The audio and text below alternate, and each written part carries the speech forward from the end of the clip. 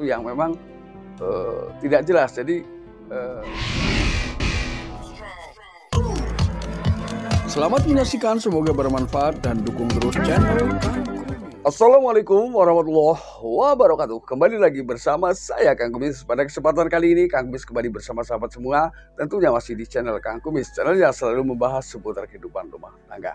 Nah, pada kesempatan kali ini Kang Kumis ingin membahas mengenai 13 ciri wanita yang sudah dinikahi jin. Nah, ini tentunya bukan berarti bahwa itu betul-betul terjadi dalam dalam bentuk pernikahan seperti manusia, tidak, tentunya karena ini adalah berbeda alam. Makanya di sini ada bedanya bahwa tentunya jin mampu melihat kita dan kita tidak mampu melihat jin. Nah, ini perbedaannya. Maka di sini ada hal-hal yang memang harus dilakukan untuk mengantisipasi hal tersebut. Lalu perbedaan-perbedaan apa yang bisa kita lihat ketika seseorang memang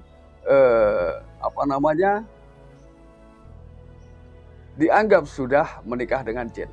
Walaupun mungkin sebagian orang yang meyakini ada yang menganggap bahwa pasangan saya adalah jin, dan orang itu biasanya sangat mengakuinya, dan biasanya orang itu menghindari menikah dengan sesama manusia, maksudnya. Ya, ini memang ada yang meyakini seperti itu. Namun secara umum orang memang tidak bisa melihat jin kecuali memang kehendak Allah Subhanahu wa taala, ya. Namun sebelum lanjut ke topik, ada salahnya silakan sahabat semua subscribe, like, dan komen di channel Kang Kumis agar sahabat semua tidak ketinggalan info dan juga kabar terbaru tentunya di channel Kang Kumis. Nah, lalu apa saja sih yang dirasakan ketika seseorang memang dianggap sudah menikah dengan jin?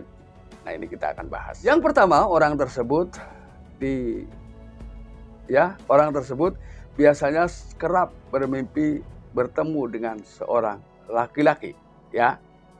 Biasanya ketika itu terjadi, memang biasanya laki-laki tersebut tampak lebih tampan, ya, tampak lebih tampan dan lebih menggoda. Ini biasanya seperti itu. Ini adalah hal-hal yang mungkin dirasakan oleh seseorang yang memang mungkin sedang mengalaminya. Ini yang pertama. Kemudian yang kedua, seseorang pada akhirnya menjadi malas beribadah. Nah, ini malas beribadah karena pengaruh-pengaruh daripada hal tersebut biasanya. Nah, ini yang kedua. Yang ketiga, biasanya orang tersebut lebih betah atau suka berlama-lama di kamar mandi. Nah, ini memang banyak yang mengatakan bahwa kamar mandi ini memang adalah tempat paling favorit, ya, bagi golongan jin. Nah, ini jadi nggak ada salahnya sebelum masuk atau keluar kamar mandi memang sebaiknya berdoa lebih dahulu. Hal tersebut juga memang untuk menjaga hal-hal yang tidak diinginkan. Kemudian yang keempat, biasanya seseorang pada akhirnya lebih mencintai atau lebih suka mendengar suara musik daripada mendengar lantunan ayat-ayat suci Al-Quran. Jadi dia merasa tidak suka saja ketika mendengar lantunan ayat-ayat suci Al-Quran yang sedang dilantunkan oleh seseorang. Ini.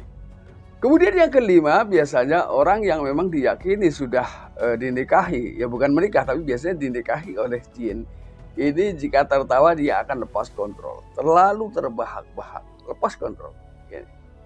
Ini adalah bagian dari salah satu tanda ketika orang memang sudah dinikahi oleh jin, biasanya memang tanpa sepengetahuan wanita jika dia seorang wanita.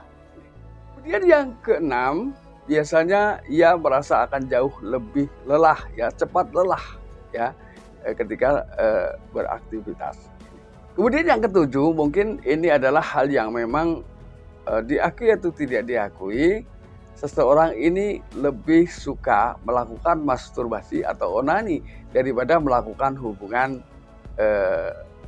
suami istri dengan pasangan. Ini adalah tentunya hal yang cukup memprihatinkan, karena dia merasa bahwa dengan melakukan hal seperti itu dia merasa jauh lebih nikmat. Ini bedanya, ya.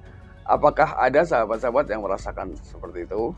Ya, solusinya adalah lakukan terus, ya, membaca doa tentunya setiap kita akan mengawali semua aktivitas, baik aktivitas pada saat hendak melakukan hubungan suami istri, aktivitas pada saat kita mau makan dan minum, aktivitas pada saat kita mau tidur. Ini adalah hal-hal penting yang dapat menghindari agar kita memang diri kita tidak dikuasai oleh jin.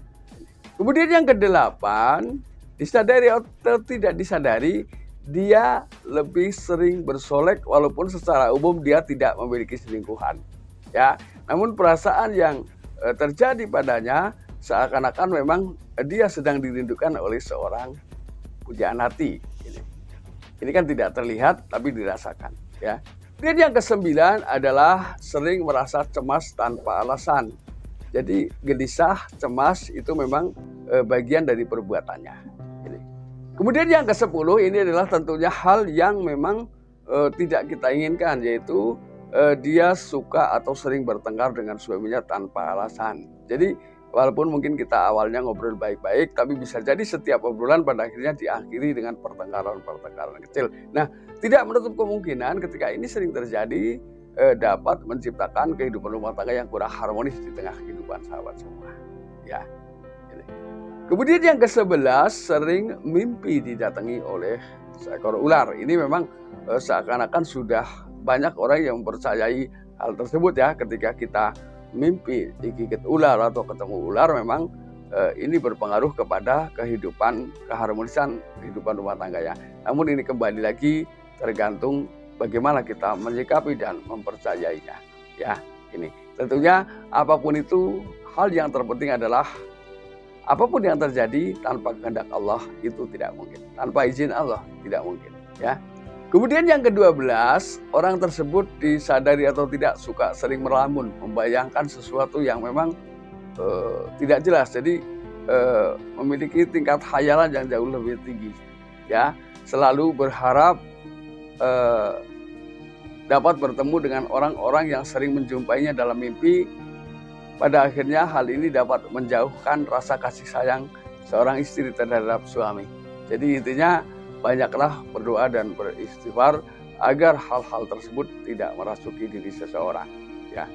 Yang ke-13 ini adalah walaupun mungkin ini sulit dipercaya, tapi ini memang terjadi, yaitu orang tersebut sering mendapatkan bisikan. Ya, kan banyak hal ini sering terjadi di tengah kehidupan kita semua, bahwa banyak orang yang melakukan hal-hal yang tidak terpuji, bahkan hal-hal yang sangat dilarang karena seseorang mengaku mendapatkan sebuah bisikan. Ini, ya.